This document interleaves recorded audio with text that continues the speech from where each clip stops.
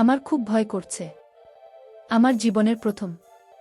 তখন আমার 15 বছরের স্বামী বলল, আমি তোমার ব্যাপারে সব কিছুই জানি। তোমার না তো বন্ধ করো।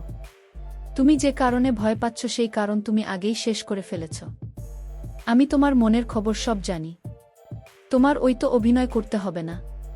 তুমি চেয়েছিলে আমি ছোট মানুষ, আমাকে কিছু দিয়ে অজ্ঞান করে তারপর তোমার প্রেমিককে আমার বাসায় নিয়ে আসতে। এটা আমি ভালো করেই জানি। আমার বয়স কম হতে পারে, কিন্তু আমি এতটা বোকা না।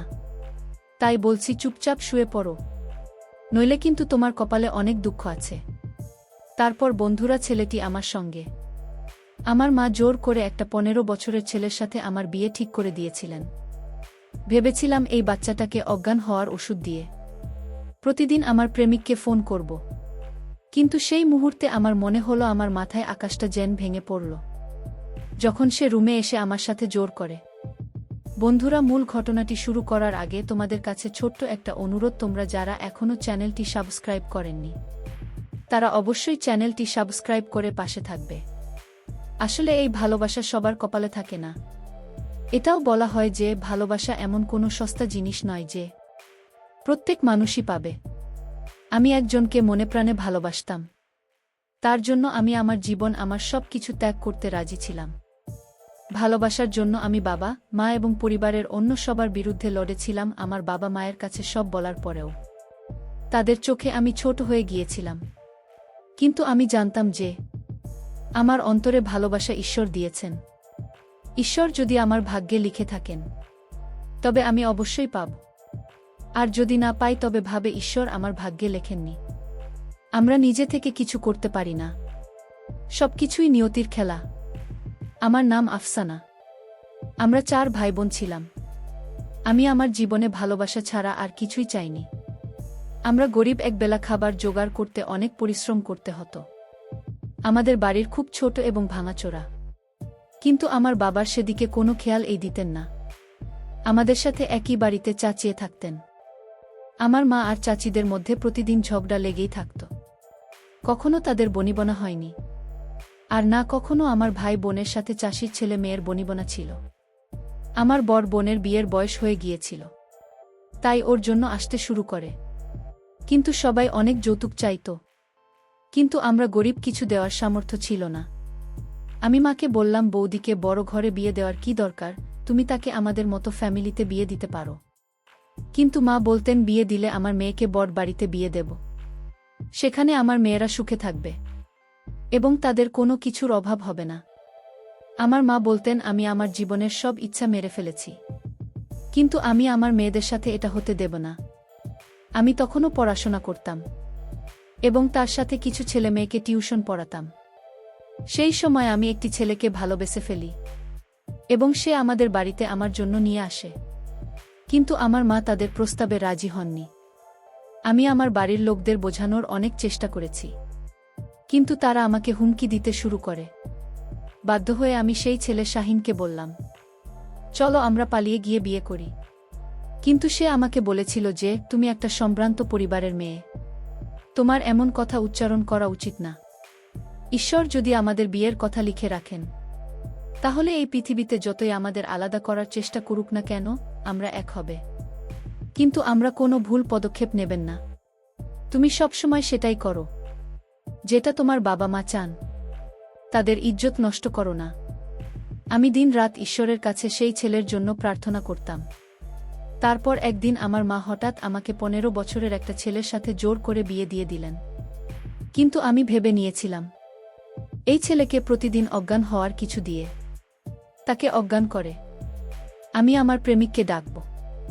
কিন্তু আমার মাথায় যেন আকাশ ভেঙে পড়ল যখন সেই ছেলে রুমে ঢুকল। আর আমি সেই ছেলেকে দেখে ঘাবড়ে গিয়েছিলাম, কারণ ছেলেটিকে দেখে আমার অনেক ভয় করছিল। যদিও তার বয়স গন্তব্য থাকে, আমার অনেক ভয় লাগছিল। ছেলেটির মুখে একটি মাস্ক পরা ছিল। আমি তাকে বললাম, আপনি মাস্ক পরেছেন কেন? তোমার মনের খবর আমি জানি, তাই আমি মাস্ক পরেছি। আর আমি কি পরব না পরব সেটা তো আমার বিষয়। তুমি কোনো কথা বলবে না, সোজা আমার কথা মানবে। এই ছোট্ট একটা ছেলের কথা শুনে আমি রীতিমতো অবাক হচ্ছিলাম। আমি আরও মনে মনে ভেবেছিলাম যে এই ছোট্ট একটা ছেলেকে অজ্ঞান করে রাখব। এখন দেখি সে আমার সাথে কথা শুরু করেছে। উল্টো আমাকে তো অজ্ঞান করার ব্যবস্থা করে দিল। আমি তাকে বারবার বলছিলাম, আপনি মাস্ক খোলেন, আপনার মুখ আমি দেখতে পাচ্ছি না। কিন্তু ছেলেটি তার মুখ আমাকে দেখাল না। কিন্তু আমার কাছে মনে হলো ছেলেটি আমার খুব পরিচিত। আমি যখন ছেলেটিকে বললাম, আপনি যদি আপনার মুখ না দেখান তাহলে আমি চিৎকার করব। সে বলল, তোমার চিৎকার কেউ শুনতে পারবে না, কারণ তুমি আজ আমার ঘরে বন্দী। তোমাকে কেউ সাহায্য করবে না। আমি তার কথা শুনে অনেক ভয় পেয়ে গেলাম। তবে আমার কাছে মনে হলো ছেলেটি আমার অনেক পরিচিত। আমি তখন তাকে বিনয়ের সঙ্গে বললাম, প্লিজ, আপনি তো আমার স্বামী, তাই আপনাকে দেখার অধিকার আমার আছে। ছেলেটি বলল, তুমি আমাকে অজ্ঞান করার চেষ্টা করার প্ল্যান করেছিলেন মনে মনে, তাই না? আমি তখন ভয়ে বললাম, এই কথা আপনাকে কে বলেছে? সে তখন বলল, আমি তোমার মনের খবর সব জানি। আমার সাথে মিথ্যা বলার চেষ্টা করবে না। আমার কাছে সত্য কথা স্বীকার করো। যদি তোমার ভালো চাও তাহলে সত্যি বলো। আমি চিন্তায় পড়ে গেলাম। আমার মনের খবর সে কি করে জানো? আমি তো অনেক বিপদে পড়ে গেলাম। তাহলে কি আমার ভালোবাসার মানুষের খবর সে জানে? আমি যাকে ভালোবাসতাম তার নামও কি সে জানে? আসলে আমার সাথে কি ঘটতে যাচ্ছে আমি কিছুই বুঝতে পারছিলাম না। আমার মাথায় কোনো কাজ করছিল না। সে তখন বলল, তুমি কি ভাবছো মনে মনে? এত ভাবনা করতে হবে না। তুমি এখনই বিছানায় শুয়ে পড়, আমি তৈরি হয়ে আসছে। তার এই কথা শুনে আমার গলা শুকিয়ে গেল। আমার পানির পিপাসা লেগে গেল। আমি বললাম, আমি জল খাব। আমার গলা শুকিয়ে গেছে, আমার খুব পিপাসা লেগেছে। তখন ছেলেটি ঘর থেকে এক গ্লাস জল এনে দিল। তারপর আমি জল খেয়ে নিলাম। ছেলেটি তখন বলল, আমি কি আমার মুখের মাস্ক খুলে তুমি ভয় পাবে? সে বলল, না, আপনি আপনার মুখ দেখান। তারপর যখন ছেলেটি মুখ থেকে মাস্ক খুলে ফেল তখন আমার হুঁশ উড়ে গেল। কারণ ছেলেটি তো সেই ছেলে, আমার ঘরে সেই ছেলেটি ছিল যাকে আমি ভালোবাসতাম। আমি তার কাছে এসে বললাম, শাহিন, তুমি এখানে কিভাবে এলে? যখন তোমাকে আমার দরকার ছিল তখন তুমি এলে না। এখানে কেউ তোমাকে দেখলে হাঙ্গামা বেঁধে যাবে। ও আমাকে বলল, চিন্তা করো না, সবাই ঘুমিয়ে পড়েছে, এখন কেউ আসবে না। তারপর সে আমার দিকে ভালোবেসে তাকিয়ে বলল, আজকে আমি তোমাকে আমার জীবনের সব কথা বলবো। আমিও তার দিকে তাকাতে লাগলাম। একদিকে আমি খুশি অনুভব করছিলাম, আর অন্যদিকে আফসোস বোধ করছিলাম। সে উদাস চোখে আমার দিকে তাকিয়ে রইল। আমি তাকে বললাম, আমি তোমাকে আগেই বলেছিলাম যে আমি যদি বিয়ে না করতাম তাহলে আমার মা আমাকে মেরেই ফেলত। আমার মা জোর করে আমাকে এই ছেলের সাথে বিয়ে দিয়েছে বলে ঈশ্বর জানেন আমি তোমাকে কতটা ভালোবাসি। আজও যদি তুমি আমাকে বলো তাহলে আমি তোমার সাথে যেতে রাজি। এমন চোখে আমার দিকে তাকিও না। আমি ধোঁকাবাজ নেই। আমি আমার বাবা মায়ের সামনে অসহায়। তাদের আদেশ না মানলে সব নষ্ট হয়ে যেত। আমাকে সম্মানের কথা ভেবে এই বিয়ে করতে হয়েছে। আমি যদি এটা না করতাম তাহলে এই অজুহাতে আমার মনে হয় কুমারী থেকে যেত। আমি শুনেছি আমার শ্বশুরবাড়ির লোকজন আমার বাবা মাকে অনেক টাকা দিয়েছে যাতে তারা আমার বন্ধুর বিয়ে দিতে পারে। কিন্তু তুমি জানো আমি সেরকম মেয়ে নই যে টাকার লোভে পড়ে তোমাকে ধোঁকা দিয়ে দেব। আমি খুব কাছে ছিলাম, কারণ আমি আমার ভালোবাসাকে হারিয়ে ফেলেছি। আর নিজের ভালোবাসা ছেড়ে থাকা সহজ কথা না। আমি একদম ভেঙে পড়েছিলাম। সেই সময় শাহিন আমাকে এমন একটা সত্যি কথা বলল যা শুনে আমি বিশ্বাস করতে পারছিলাম না। আমি অবাক চোখে তার দিকে তাকিয়ে রইলাম। সে আমাকে বলল, আমি তোমাকে যা বলেছি তা সবই সত্যি। আমি তোমার স্বামী, তোমার বিয়ে আমার সাথে হয়েছে। এসব শুনে আমি হতভম্ব হয়ে গেলাম। এটা কিভাবে সম্ভব যে শাহিন আমার স্বামী? সে আমাকে বলে, এটা অনেক বড় গল্প। আমার বয়স যখন 5 বছর তখন আমার মা আমাদেরকে ছেড়ে চলে যায়। আমার মা এবং বাবা কখনো একে অপরের সাথে মিলেমিশে থাকতে পারেনি। আমি ছোটবেলা থেকেই দুজনকে ঝগড়া করতে দেখতাম। মায়ের জন্য অনেক কেঁদেছি। তাকে আমি খুব মিস করতাম। কিন্তু আমাকে নিয়ে মায়ের কোনো চিন্তাই ছিল না। তাই বাবা মাকে বলতেন, তোমার মা তোমার জন্য কখনো চিন্তা করেন না, তাহলে তার জন্য কাঁদো কেন? সে যদি তোমাকে ভালোবাসে তাহলে কখনোই তোমাকে ছেড়ে যেত না। কিছুদিন পর মা বাবার থেকে ডিভোর্স নিয়ে চলে গেলেন এবং তিনি আমাকে চিরতরে ছেড়ে গেলেন। মা আমাকে একবারও তার সাথে নিয়ে যাওয়ার কথা বলেননি। উল্টো বাবাকে বলেছিলেন যে তোমার ছেলে, তুমি এর যত্ন নিও। আমার দরকার নেই, বড় হয়ে তোমার মতোই হবে। যে নারী স্বাধীনতা সাহায্য করতে পারবে না। মায়ের কথা শুনে আমি খুব কেঁদেছিলাম। মাঝে মাঝে মা আমাকে ফোন করতেন কথা বলার জন্য, কিন্তু আমি তার সাথে কথা বলতাম না। তারপর একদিন বাবা আমাকে বললেন যে তোমার মা আবার বিয়ে করে বরের সাথে লন্ডনে গেছে। সে এমন একজন মহিলা যার কাছে টাকায় সবকিছু। যে তোমার কথা ভাবে না, তার জন্য একটু কাঁদবে না। এখন আমার খালা আর তার স্বামী সন্তানদের নিয়ে আমাদের বাড়িতে থাকতে শুরু করেছে। তাদের আসতে বাবারও কোনো আপত্তি ছিল না, কিন্তু ওইসব লোকদের আসা আমার পছন্দ হয়নি। আমি বাড়িতে কোনো ঝামেলা চাইতাম না। একা থাকতে পছন্দ করতেন। সময়ের সাথে সাথে বাবার ব্যবসাও এগিয়ে গেল, সাথে আমাদের অবস্থাও। আমার মা আমাকে জন্য ছেড়ে চলে গিয়েছিল। আমার বাবা দিন রাত পরিশ্রম করে সেসব অর্জন করেন। আমি স্কুল থেকে এসে সোজা আমার রুমে ঢুকে যেতাম। আমার খালা আমাকে অনুসরণ করে আমার জন্য খাবার নিয়ে আসতেন, এবং মাঝে মাঝে তার মেয়েও আমার কাছে এসে বসত। আমি তখন খুব ছোট, কিন্তু খালা রুমে আসা আমার পছন্দ হতো না। তাই আমি তাকে আমার রুমে আসতে নিষেধ করি। কিন্তু খালা আমাকে বলেন, তোমার মা তো দ্বিতীয় বিয়ে করে বিদেশে চলে গেছে। এখন তোমাকে কাউকে না কাউকে তো দেখে রাখতে হবে। আমি বাড়িতে এসেছি শুধু তোমার জন্য। গেলে আজকের যুগে কে কার কথা ভাবে এই কথাগুলো শুনে আমি চুপ হয়ে যেতাম। আমার বাবা তখনও বিয়ে করেননি। বাবাকে বলতাম আবার বিয়ে করতে, কিন্তু তিনি আমাকে বলতেন আমি মহিলাদের বিশ্বাস করি না। আমি আমার বাবার কথা শুনে খুব খুশি হতাম এবং ভাবতাম যে বাবা আমার জন্য বিয়ে করছেন না। তখন আমি বড় হয়ে কলেজে যেতাম।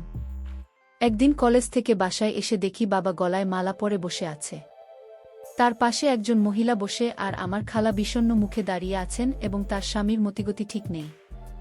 বাবা আমাকে দেখে বললেন, দেখো, তুমি আমাকে দ্বিতীয়বার বিয়ে করতে বলতে, তাই আজ দ্বিতীয় বিয়ে করে নিলাম।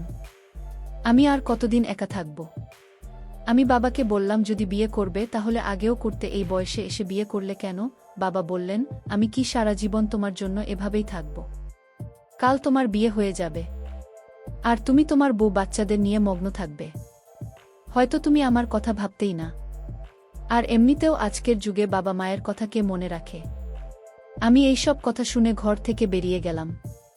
বাবা মা বাচ্চাদের জন্য খুবই গুরুত্বপূর্ণ। তাদের জায়গা কেউ পূরণ করতে পারবে না। অনেকক্ষণ এভাবে রাস্তায় ঘুরতে থাকলাম। রাতে যখন বাসায় পৌঁছলাম তখন দেখলাম কেউ একজন লুকিয়ে আমাদের ঘরে ঢুকছে। সে আমার সৎ মায়ের রুমে গেল। আমিও তাকে অনুসরণ করতে লাগলাম, কারণ আমি ভেবেছিলাম হয়তো কোনো চোর। আমি সৎ মায়ের রুমের দরজার কাছে পৌঁছেছে। তাদের কথা বলতে শুনলাম যে আমার সৎ মায়ের বন্ধু আমার সৎ মা বলেছিলেন কয়েকদিনের মধ্যেই আমি আমার স্বামীর আত্মীয় স্বজন ও ছেলেকে বাড়ি থেকে বের করে দেব, এবং এর সমস্ত সম্পদ আমাদের হয়ে যাবে। এরপর দুজনেই হাসতে লাগলেন। ভাবলাম গিয়ে ওদের খবর নেই। ঘুরতে হঠাৎ আমার চোখ যেন আমার খেলার দিকে। রাতেই সময় তিনি বাসা থেকে বের হচ্ছেন দেখি। আমি ভাবলাম এই সময়ে তিনি বাইরে কোথায় যাচ্ছেন এবং কেন? বাড়ির মহিলাদের কি হয়েছে? একজন বন্ধ ঘরে গোপনে অপরিচিত লোকের সাথে কথা বলছে, আর অন্যজন রাতের এই সময় গোপনে বাড়ির বাইরে যাচ্ছে। আমার খালা সবসময় চাইতেন আমি তার মেয়েকে বিয়ে করি, যাতে আমার সমস্ত ধন সম্পদ তাদের হাতে যায়। তার মেয়েও আমাকে না আমার সম্পর্কে ভালোবাসত। এই সব দেখে আমার মন ভেঙে গিয়েছিল। আমার বাবার উপরও খুব রাগ হচ্ছিল, কারণ তিনি এই বয়সে বিয়ে করেছিলেন, তাও এমন মহিলার সাথে তার যোগ্য না। আমি আমার বাবাকে রাতের পুরো ঘটনাটি বললাম, কিন্তু তিনি আমার কথা বিশ্বাস করলেন না। তিনি উল্টে আমাকে বললেন, সব মহিলা তোমার মায়ের মতো না। এতে আমি খুব রেগে গিয়ে তাকে বললাম, কেন তুমি কথায় কথায় মায়ের প্রসঙ্গ টেনে আনো? আমি নিজে ইচ্ছে করে তাকে মা বানাইনি। তুমি নিজেই সেই মহিলাকে বিয়ে করেছিলেন, আর সেই মহিলার জন্য পুরো পরিবারকে ছেড়ে দিয়েছিলেন। এখন আবার তুমি দ্বিতীয় বিয়ে করেছ। দুজনেই নিজের মতো করে এগিয়ে গেছ। আমি তোমাদের দুজনের কাছে গুরুত্বপূর্ণ না। তোমাদের আমার জন্য সময় নেই। বাবা বলেন, তুমি বিয়ে করো, কাল তোমার বউ বাচ্চা হলে তুমি সম্পর্কের কথা বুঝবে। তোমার বন্ধুর মেয়ে খুব ভালো, সে পুরো বাড়ির দেখাশোনা করে। তুমি তাকে নিয়ে সুখে থাকবে। আমি বাবাকে বললাম আমি সেই মেয়েকেই বিয়ে করব যে আমাকে ভালোবাসে, তাকে নয় যে আমাদের সম্পদকে ভালোবাসে। এই বলে আমি আমার রুমে চলে গেলাম। আমি খুব একা বোধ করতাম। মাঝে মাঝে মনে হতো আমি ডিপ্রেশনের মধ্যে দিয়ে যাচ্ছি। আমার সৎ মা আমাকে বলতেন একজন ভালো সাইকোলজিস্টের কাছে দেখাতে। আমার সৎ মা বাবার সামনে আমার সাথে খুব সুন্দর করে কথা বলতেন। আমার নিজের মা ও তার সন্তানদের নিয়ে ব্যস্ত ছিলেন। এখন তো তিনি আমাকে ফোনও করেন না। আমার বাবা তার বন্ধুর মেয়ের সাথে আমার সম্পর্ক ঠিক করতে চাইছিলেন। একদিন তারা আমাদের বাসায় বেড়াতে এসেছিলেন। ঠিক সেই সময় আমার খালার মেয়ে আমার রুমে আসে। সে এসে আমাকে বলল, শাহিন, আমি তোমাকে খুব ভালোবাসি। আমি তোমাকে না পেলে মরে যাব। প্লিজ আমাকে বিয়ে করো। এই কথা শুনে আমি তাকে বললাম, ঠিক আছে, আমি তোমাকে বিয়ে করতে প্রস্তুত, কিন্তু আমরা এই বাড়ি ছেড়ে চলে যাব। আমরা আলাদা বাড়িতে থাকব। আমি কোনো ছোটখাটো কাজ করে নেব, কারণ বাবা মাকেই বাড়ি থেকে বের করে দেবেন। সে অবাক হয়ে আমাকে বলল, আমি ভেবে জানাচ্ছি। আমার ওর কথা শুনে হাসি এলো, কারণ সে যদি আমাকে ভালোবাসত তাহলে তার ভাবার দরকার হতো না। এমন সময় আমার খালা বাইরে থেকে দরজা বন্ধ করে চিৎকার করতে লাগলেন। আওয়াজ শুনে বাবা এবং অতিথিরা উপরে চলে এলেন। আমি দরজা খোলার চেষ্টা করলাম, কিন্তু সেটা বাইরে থেকে আটকানো ছিল। কেউ এই ব্যাপারটা খেয়াল করেনি। কারো দরজা ভাঙার চেষ্টা করতে লাগলেন, যেটা হচ্ছে সেটা নিয়ে আমি এতটা ভাবিনি, কারণ আমার মনে এরকম কিছুই ছিল না। কালো দরজা ভেঙে ভিতরে আসেন। এরপর তিনি তার মেয়ের মুখে একটা থাপ্পড় মারলেন। এরপর খালা বললেন, মেয়েকে মারছো কেন? ছেলেকে জিজ্ঞেস করো যে আমার মেয়েকে ফুসলিয়ে নিজের ঘরে ডেকে এনেছে। যদি আমার মেয়েকে বিয়ে করবে না, তাহলে কেন আমার মেয়েকে মিষ্টি কথা বলে ফাঁসাল? বাবার যে বন্ধু বাড়িতে এসেছিলেন তার বাবা কি এটা সেটা বলে আমাদের বাড়ি ছেড়ে চলে গেল? বাবা আমার গালে জোরে থাপ্পড় মারে। আমি বাবাকে বলেছিলাম যে সব মিথ্যা। আমি খালার মেয়েকে বললাম, তুমি তো সব জানো, তাই তুমি বাবাকে বলো সত্যিটা কি। সে বলতে লাগলো, শাহিন, আমি তোমার কাছ থেকে এটা আশা করিনি। তুমি আমাকে বিয়ের প্রতিশ্রুতি দিয়েছিলেন, এখনো স্বীকার করছো। তুমি নিজেই আমাকে তোমার রুমে ডেকে দরজা বন্ধ করে দিলে। সে বাবাকে আরও বলল যে আমি শাহিনের বাচ্চার মা হতে যাচ্ছি, কিন্তু এখন সে আমাকে বলেছে যে আমি হাসপাতালেই। বলে সে ফুপিয়ে ফুপিয়ে কাঁদতে লাগল। আমি বারবার বাবাকে বলছিলাম যে সব সত্যি না, কিন্তু তিনি আমার কথা বিশ্বাস করলেন না। আমার দিকে রেগে বললেন, আমি তোমাকে এভাবে মানুষ করিনি। তখন ভালো বলতে লাগলেন, তোমার ছেলে কি এখনই আমার মেয়ের সাথে বিয়ে দিয়ে দাও, না হলে আমরা কাউকে মুখ দেখাতে পারব না। বাবা মাকে গলা ধাক্কা দিয়ে বাড়ি থেকে বের করে দিলেন।